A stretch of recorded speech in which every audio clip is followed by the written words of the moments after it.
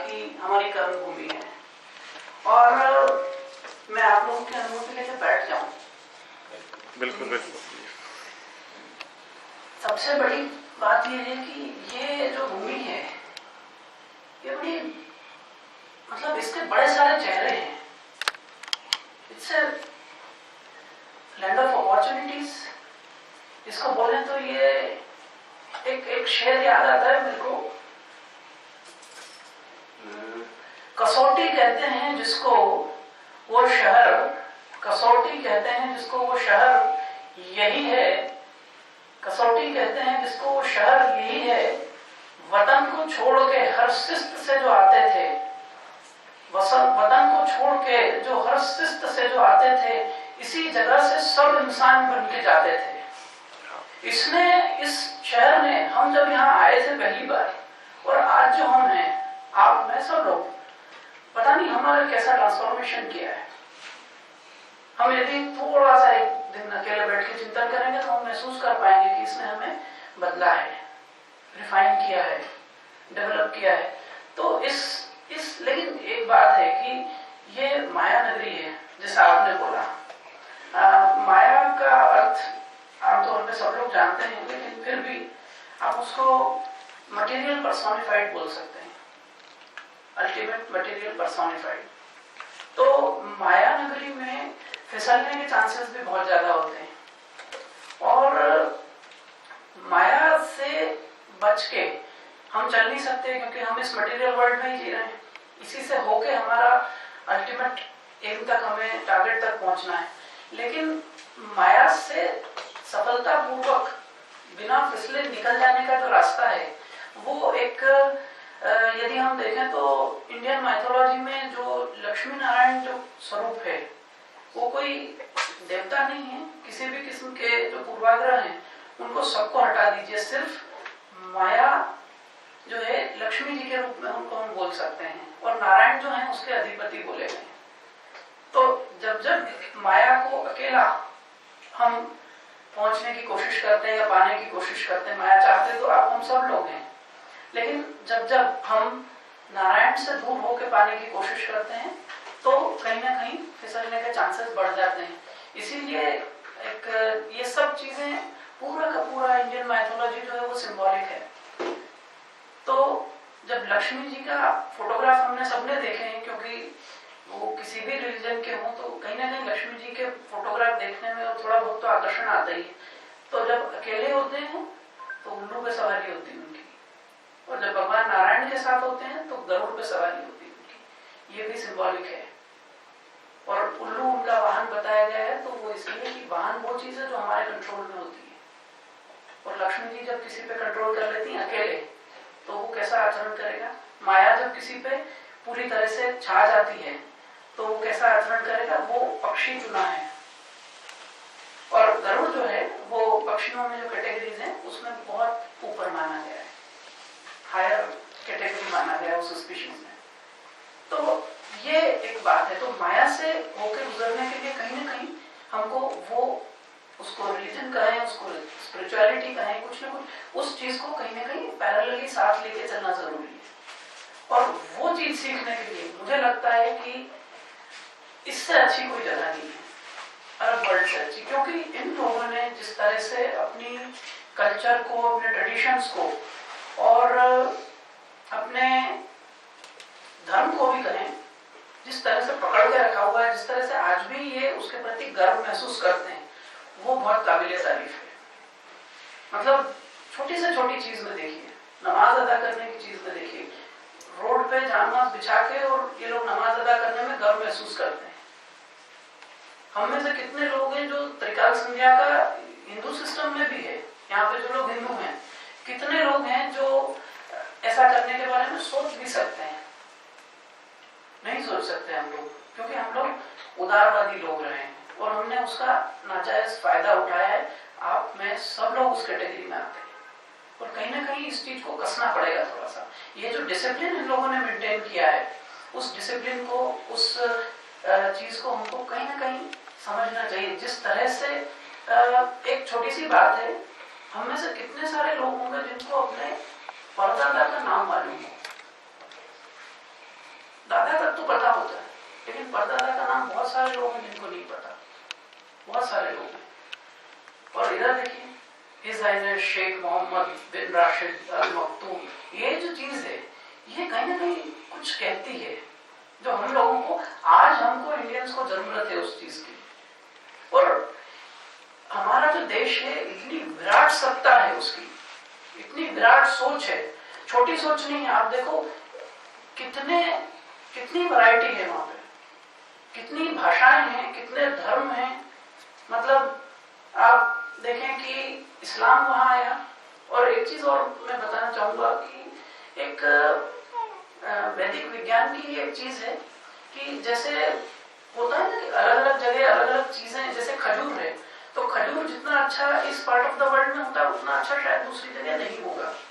कुछ फूल भी होंगे ऐसे जो शायद कहीं सिंगापुर में होते हों तो वो यहाँ नहीं होंगे। तो इसी तरह से, और ये होता है, हम बोल सकते हैं कि सूक्ष्म किरणों के कारण, एनर्जीज के कारण, क्लाइमेटिक रीजंस के कारण। क्लाइमेट से ऊपर भी बहुत कुछ चीजें हैं, क्योंकि क्लाइमेट तो मेजरेबल है, एनर्जीज पूरी की पूरी मेजरेबल नहीं है अभी।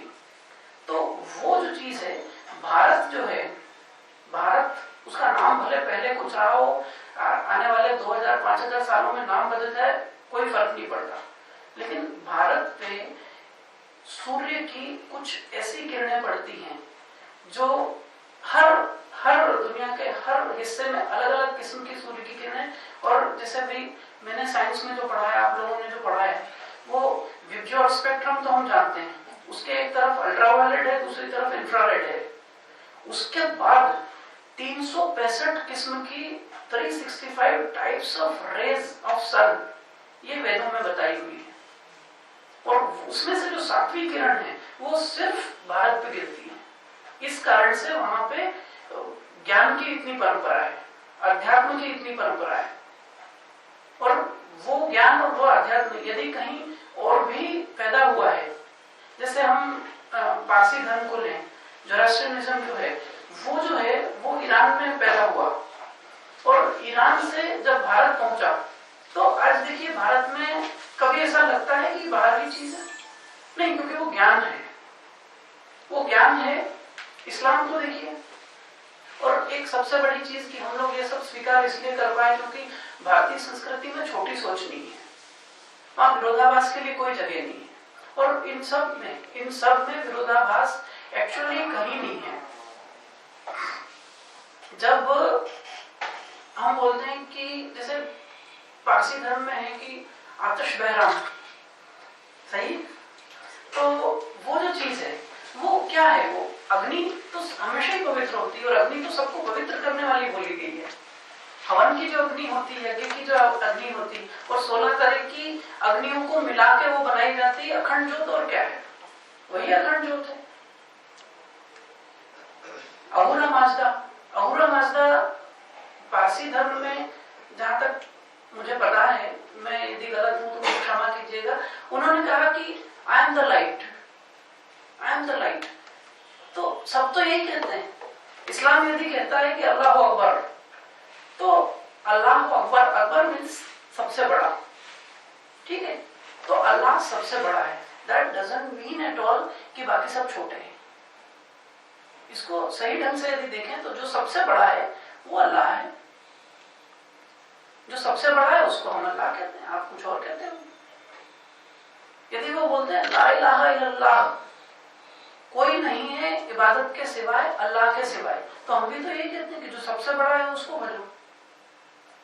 सबसे बड़े के नाम, और वो सबसे बड़ा जो है वो इतना विस्तृत है, इतना विशाल है, उसके इतने सारे, यदि एंडलेस, अनंत इस तरह के कोई शब्द हो सकते हैं तो वो सिर्फ और सिर्फ उस डिवाइन लाइट के लिए हो सकते हैं। वो फॉर्मलेस भी है और वो कोई सा फॉर्म भी ले सकता है। वो आपका फॉर्म ले सकता है, आपका ले सकता, किसी का भी ले सकता है, और वो फॉर्मलेस भी है। हिंदू रिलीजन की बात करें, वैदिक माइथोलॉजी की बात करें, इंडियन माइथोलॉजी जो इतनी पुरानी, उसकी जो, लेकिन हो क्या रहा है कि इतना सब होने के बाद भी जब कहीं बात चलती है तो हम शायद उतना इन चीजों से वाकिफ नहीं है जितना एक, आप सीधे शब्दों में बोले तो जितना एक यहाँ का आदमी वाकिफ है। इस्लाम को फॉलो करने वाले लोग इस्लाम के बारे में जितना जानते हैं उतना दूसरे हम लोग इंडियन माइथोलॉजी के बारे में नहीं जानते। 4 वेदों के बारे में सबको पता है। ऋग्वेद है, यजुर्वेद है, सामवेद है, अथर्ववेद है। ऋग्वेद में तकरीबन 10,500 मंत्र हैं। यजुर्वेद और सामवेद में 2-2 हजार मंत्र हैं। अथर्ववेद में करीब 6,000 मंत्र हैं। ऐसे करीब 20,500 20,500 उसमें मंत्र हैं। और ऋग्वेद जो है वो ज्ञान के बारे में बोलता है। यजुर्वेद कर्म के बारे में बोलता है। सामवेद जो है वो उपासना के बारे में बोलता है। और अथर्ववेद जो है विज्ञान यानी साइंस के बारे में बोलता है। और फिर इनके 4 उपवेद हैं। 4 उपवेद हैं इनके। ऋग्वेद के लिए जो है वो अर्थशास्त्र है, यजुर्वेद के लिए धनुर्वेद है, फिर सामवेद के लिए गंधर्ववेद है और अथर्ववेद के लिए आयुर्वेद है। और इनकी फिर 1127 1127 ब्रांचेस हैं। इतनी सारी इसकी ब्रांचेस हैं। अब नहीं है उतनी, लेकिन ओरिजिनली इतनी है। इसके अलावा हम देखें 18 पुराण हैं, 18 उपपुराण हैं। कम से कम अभी भी जो मौजूद हैं, कभी 1000 सुनते थे। 11 उपनिषद हैं। दर्शन के ग्रंथ हैं, फिलॉसफी के 6 तरह की फिलॉसफी अपने यहाँ पे बताई गई है इंडियन माइथोलॉजी में। दर्शन बोलते हैं उसको। योग दर्शन, वैशेषिक दर्शन, न्याय दर्शन, सांख्य दर्शन और एक है अपना पूर्व मीमांसा और उत्तर मीमांसा, जिसको वेदांत दर्शन बोलते हैं। 6 दर्शन हैं। फिर ब्राह्मण ग्रंथ हैं, स्मृति ग्रंथ हैं 250 के करीब। तो ये हमें नहीं पढ़ना है सब, ये हमारा विषय नहीं है, ना आपका है ना मेरा है। लेकिन कम से कम बीइंग इंडियंस हमको इतना पता तो होना चाहिए। जब कोई भी व्यक्ति अपने किसी जो साहित्य उनके पास है ज्ञान का, उसके बारे में बात करता है, तो कम से कम हमें इतना तो पता हो कि हाँ हम भी किस विरासत के डायनेस्टी में चले आ रहे हैं, हमारा ओरिजिन क्या है, वो जो स्ट्रीम ऑफ नॉलेज है। और एक चीज हमेशा ध्यान रखिए कि ये सब चीजें जो संख्यात्मक जो नंबर्स के साथ मैंने बताई, ये हमेशा ध्यान रखिए कि स्पिरिचुअल एस्पिरेंट्स जो होते हैं उनको, ज्ञान मार्ग के साधकों को कंपैरिजन और कॉन्ट्रडिक्शन, इन 2 चीजों से बचना चाहिए। ये बहुत ध्यान देने की चीज है, क्योंकि ये फिर वही बात है कि माया उलझाती है। हम ऊपर बढ़ना चाहते हैं, उतना ही ज्यादा फोर्स से नीचे खींचे जाते हैं, प्रकृति का नियम है। तो कहीं ना कहीं इस चीज को हमको रिटेन करना है। हमको ये जानना है कि हाँ, हम इस इतनी समृद्ध संस्कृति के लोग हैं जिसने, और कहीं कोई बाधा, मैंने जैसा बोला कि ये एक विराट सोच वाला देश है। और ये विराट सोच वाले देश में हमको सोच हमेशा बहुत बड़ी रखनी होगी। कितने सारे धर्म, वो सूर्य की जो 7वीं किरण की बात मैंने कही, आप देखिए, थोड़ा सा ध्यान देके, जैन धर्म, बौद्ध धर्म, सब कहीं और हुए तो वहां आकर्षित जरूर हुए। और आप हम सब लोगों के अंदर उस 7वीं किरण का कहीं ना कहीं कुछ असर तो है ही सही, उसको हमको थोड़ा सा कहीं ना कहीं जगाने की जरूरत है। और वो जगाने की कोशिश में, और एक चीज और है कि ये जैसे कि 1 मिनट, एक करेक्शन है इसमें। भारतीय संस्कृति, सास और शरीर। सॉरी, जब फोबियाज की बात हो रही थी तो शायद फोबियाज में शनि के साथ साथ ये नाम भी बड़ा पॉपुलर, तो इसलिए सबकॉन्शियस जो है ना वो छोड़ता थोड़ी है। खास मदर इन लॉ। तो भारतीय संस्कृति पे हम लोग बात कर रहे हैं। और जैसे वेदों की, उपवेदों की, तो वेदांग जो है, वेदांग के अंतर्गत ज्योतिष आता है।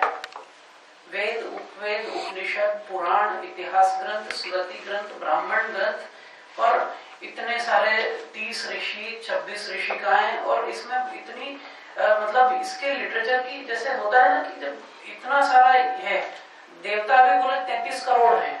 अभी एक बड़ी सुंदर चीज किसी ने कही थी कि वो कोई एक व्यक्ति था, आर्थिक रूप से परेशान था, तो उपासना की तो कोई देव प्रसन्न हुए और उन्होंने कहा कि क्या चाहिए तुम्हें, तो बोले कि बस मुझे तो कुछ नहीं चाहिए, आप लोग जितने सब हो वो 1-1 रुपया दे दो मेरे को बस। तो 33 करोड़ तो हो जाएंगे, उतना बहुत होता है जीवन जीने के लिए। तो ये कंफ्यूजन भी इसी से आता है। यदि किसी का इंटरेस्ट पैदा होता है ना, तो प्रॉब्लम ये आती है कि भाई शुरू किधर से करें, जाएं किधर, किससे पढ़ें, कहाँ जाएं। तो उसमें एक चीज है कि एक तो थोड़ा सा अपनी रुचि को कहीं डिफाइन कर सकते हैं, क्योंकि इसको स्ट्रेट यदि हम पढ़ेंगे, मान लीजिए आज मैं जाऊं और मैं ऋग्वेद खरीद के ले आऊं और उसको पढ़ना शुरू करूं, तो बिल्कुल भी काम का नहीं है। उसके बजाय तो कोई फिक्शन का नॉवेल पढ़ना अच्छा है, वो इंटरेस्टिंग लगेगा और कोई शायद उसमें काम की 2-4 बात भी मिलेगी। क्योंकि इस तरह से, क्योंकि इन्होंने क्या किया है, ये कोडेड लैंग्वेज में लिखे हुए हैं, कोडेड हैं ये सारे के सारे। मतलब एक मंत्र जो है, मंत्र के साथ इन्होंने एक ऋषि है हर मंत्र का, एक देवता है हर मंत्र का, एक छंद है हर मंत्र का और एक स्वर है हर मंत्र का। तो ऋषि से पता लगेगा कि ये किस कैटेगरी ऑफ नॉलेज में जाएगा, देवता से उसकी एनर्जीज और उसकी कैपेसिटी की, यदि ये डेवलप होता है तो ये कहाँ जाके क्या पावर्स प्रोड्यूस करेगा। छंद जो है, छंद एक ग्रामेटिकल चीज है, जैसे सेंटेंस के मॉडल्स होते हैं, तो छंद में इसमें करीब 26 तरह के छंद बताए गए हैं। और जो पतंजलि जो हुए, जिन्होंने योग दर्शन दिया है, महर्षि पतंजलि, उन्होंने इसके फिर 4-4 वो और करके और 104 इसके किए हैं डिविजन्स छंदों के। सबसे छोटा, और छंदों में क्या होता है कि एक बिल्कुल समझने के लिए कि उसमें जो नंबर ऑफ अल्फाबेट्स होते हैं हिंदी के, वो फिक्स होते हैं। जैसे एक छंद है माँ, तो उसमें 4 अल्फाबेट्स होते हैं। एक छंद है उत्कृति, उसमें 104 होते हैं। तो जब भी कोई, जैसा कि हम सुनते हैं कि इनको बदला गया और इसमें ये छेड़छाड़ हुई, वो छेड़छाड़, कुछ नहीं होता इसमें। ये चीज कभी भी अडल्टरेट नहीं हो सकती, क्योंकि ये डिवाइन नॉलेज है। डिवाइन नॉलेज, भाई प्रॉफेट मोहम्मद साहब को जब डिवाइन नॉलेज आया, गुफा में मेडिटेट करते थे वो, हम क्यों नहीं सम्मान कर पाते। बड़ा लगता है वो जो प्रेजुडिसेस है उनको तोड़ा यदि हमने, तो ही हम विंग्स ऑफ लिबरेशन की बात करना चाहिए। आप, मैं, सब लोग, भाई कोई जाके यदि मेडिटेट करता है तो हम उसको रिस्पेक्ट करते हैं। और गुफा में ऋषि लोग मेडिटेट करते थे, बहुत अच्छा लगता है। लेकिन प्रॉफेट मोहम्मद भी तो करते थे, वो गुफा में बैठ के मेडिटेट करते थे। और वहां से गैब्रियल करके जो एंजल हुए, उन्होंने फिर उनके थ्रू वो नॉलेज उनको पास ऑन हुआ। तो सारे लोगों के साथ कहीं ना कहीं ये चीज है। तो हम जो बात कर रहे थे कि छंदों में और उस छंद के अक्षरों से जब भी कोई छेड़छाड़ होगी या अशुद्धि होगी तो तुरंत पकड़ में आ जाती है। वैसे स्वर है, जब उसको स्वर गाया जाता है तब जाके और वो मंत्र, वो असर, वो अकूस्टिक इफेक्ट वो जनरेट होता है, जिससे कि एनर्जीज ट्रिगर होती। और ये साइंस है, ये मानने में मुझे भी वक्त लगा, क्योंकि जिस सिस्टम ऑफ एजुकेशन को हम लोग अभी फॉलो कर रहे हैं, वो सिस्टम ऑफ एजुकेशन हमको एक पर्टिकुलर तरीके से सोचने की आदत डाल देता है। एक चीज शायद सब लोगों को पता होगी, हमारे बुजुर्ग लोग अक्सर बोलते थे कि ये बालों को जब कंघा करते हैं तो उनको इधर उधर नहीं फेंकना। सुनने में आया है कहीं आप लोगों के सबके, या नाखून जब हम काटते हैं तो इधर उधर नहीं फेंकना। तो ये क्या होता है कि मतलब जैसे नाखून काट के फेंकते हैं, तो कोई ने कहा कि भाई वो चिड़िया खा लेती तो उसको गले में अटक जाएगा, इसलिए मना करते। तो ये जो चीज है ये हमने कॉमन सेंस से सोचा, लेकिन एक्चुअल जो रीजन है इसके पीछे, असल में कभी मतलब हम लोग प्रज्ञा जी से समझेंगे इस चीज को। शरीर में जो प्राणों की जो वो है 108 तरह के प्राण जहां तक मुझे समझ रहा है वो बताए गए हैं, और उसमें से एक प्राण होता है अथर्वा नाम का। तो वो जो अथर्वा सूत्र होता है वो अथर्वा प्राण इन बालों में और नाखूनों में कहीं ना कहीं शामिल रहता है। हर प्राण के अलग अलग एरियाज ऑफ बॉडी जहां वो काम करता है, उन ऑर्गन्स को रेगुलेट करता है। प्राण इज एनर्जी। तो वो एनर्जी हमारी बॉडी की बालों के साथ, नाखूनों के साथ एसोसिएटेड रहती है, और वो बॉडी से हट जाने के बाद भी कुछ समय तक वो रहती है। कितने समय तक पता नहीं।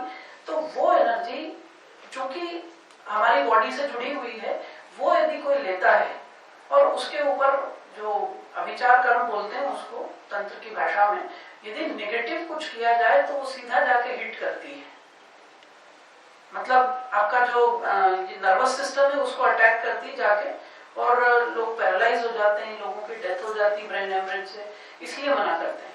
तो ये विज्ञान तो है, विज्ञान तो है। जैसा मैंने कहा कि ऋषि है, देवता है, छंद है और स्वर है। तो ये सारा का सारा जो है, इसको यदि हम पढ़ने की कोशिश करें तो ऐसे तो बहुत मुश्किल है।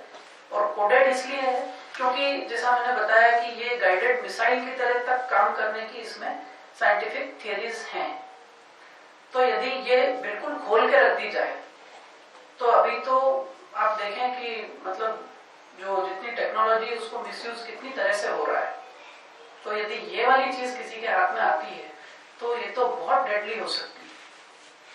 इसलिए इसको कोडेड किया हुआ है, क्योंकि ये सब किसी भी आप बड़े ग्रंथ को ले लो, उसमें सब में लिखा है कि कैसे वक्त बदलेगा और कैसे जो टाइम का साइकिल है वो किस तरह से कंप्लीट होगा। तो अभी जिस जगह से हम गुजर रहे हैं वहां पर मिसयूज होने की रिस्क तो है। तो इसको जानते हुए उन्होंने उसको कोडेड किया हुआ है।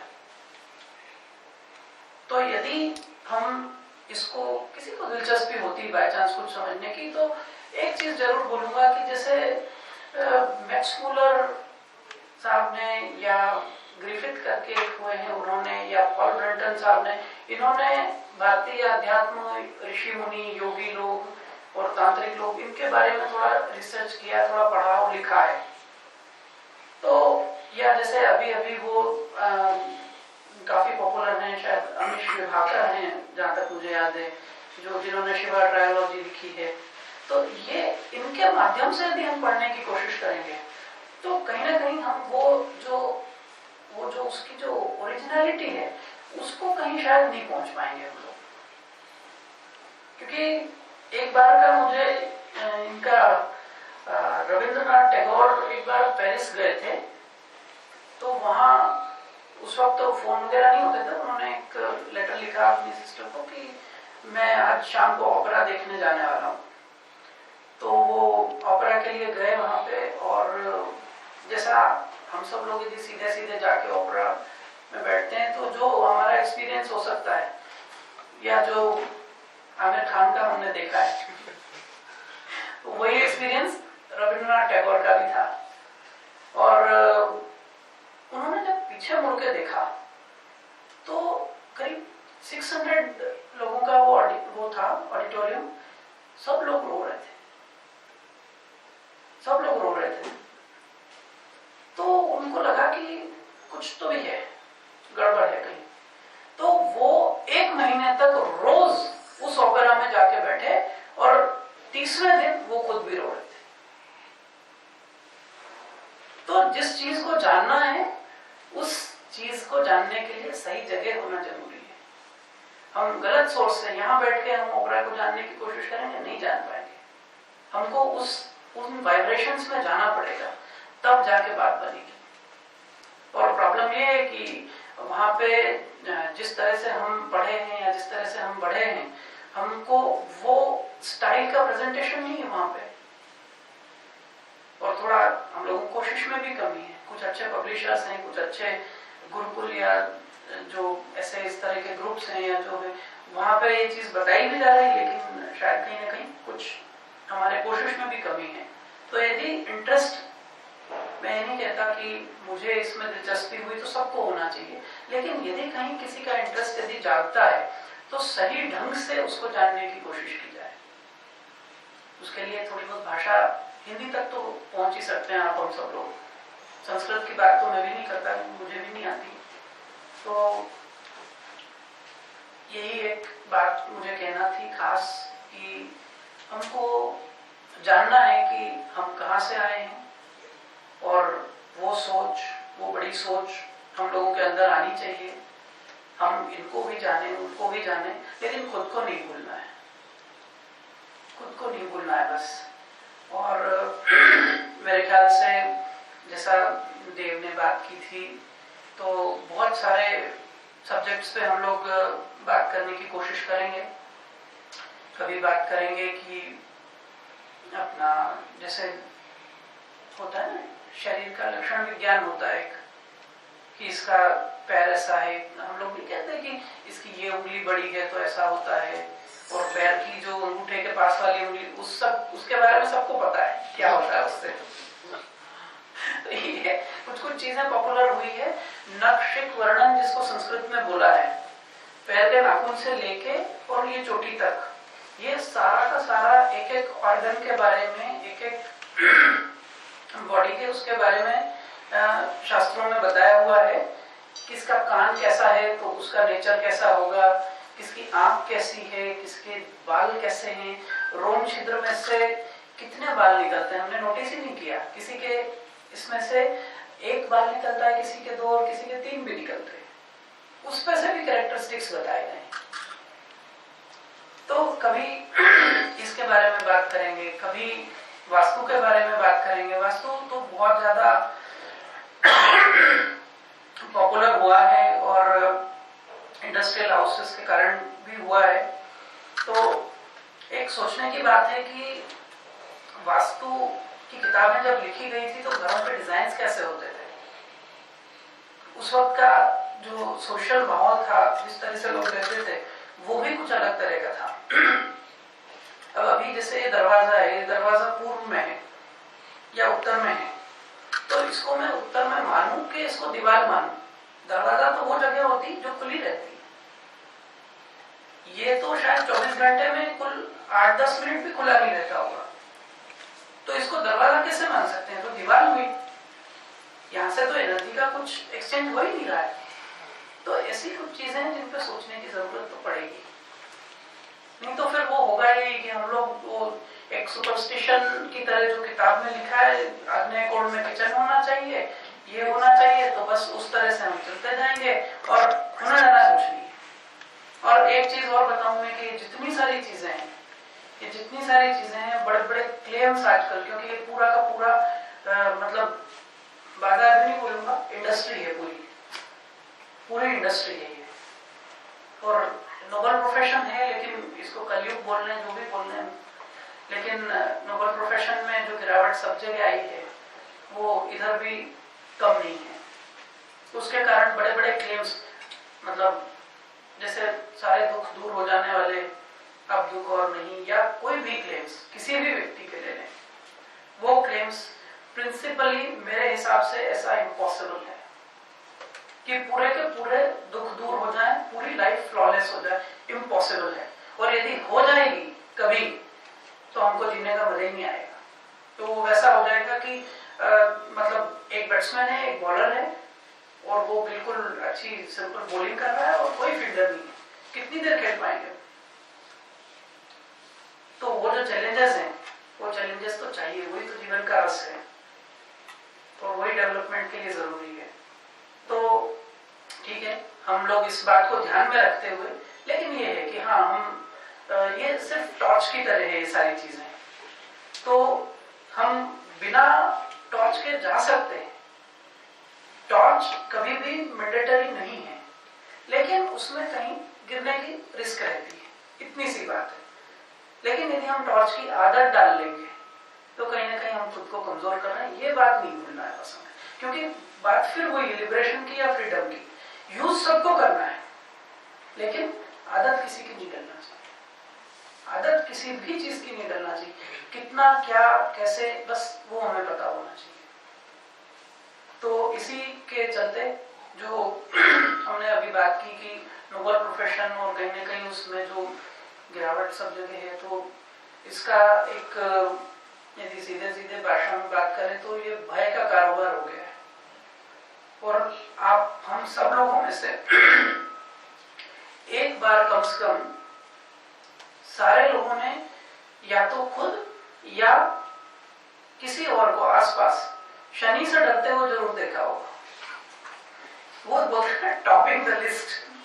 बहुत सारे ऐसे वो हैं, फोबियाज हैं, भले वो साउथ फेसिंग प्लॉट हो, मांगलिक हो, ये हो वो हो, पर शनि तो है, वो तो टॉप पे है। तो शनि के बारे में हम लोग बात करेंगे। और सांस जो है, सांस तो जैसे हमने प्राण की बात की थी, तो एक बार ये शब्द कहाँ से आ गया वो मैं सोच रहा हूँ। असल में क्या हुआ था कि एक के प्रज्ञा जी के वो हैं टीचर, थैंक यू, जर्मनी के हैं, वो डॉक्टर थॉमस करके। वो 11 साल की उम्र में घर छोड़ के और निकल गए थे, क्योंकि आत्मा के संस्कार होते हैं पूर्व जन्म के। तो वो मतलब स्पिरिचुअल नॉलेज की खोज में भटकते भटकते कभी एक वक्त पे इंडिया पहुंचे, और वो जिससे भी मिलते थे, स्पिरिचुअल लोग, गॉडमैन, इन लोगों से मिलके कुछ डिस्कस करते थे, गुरु बनाने के लिए खोज रहे थे। तो वहां पे एक पर्सन मिले उनको, और इनने आदत के अनुसार पूछा कि भाई आपने घर छोड़ा, साधना की, तो आपने क्या पाया? तो उन्होंने जो जवाब दिया वो था, I am aware of my each and every breath. Awareness जो है ये अल्टीमेट अवेयरनेस, यही योग है, यही आध्यात्म है, और ये अवेयरनेस टारगेट है। क्योंकि इस अवेयरनेस, ये सारे शब्द इतने बड़े बड़े हैं कि इनमें सब कुछ समा जाता है।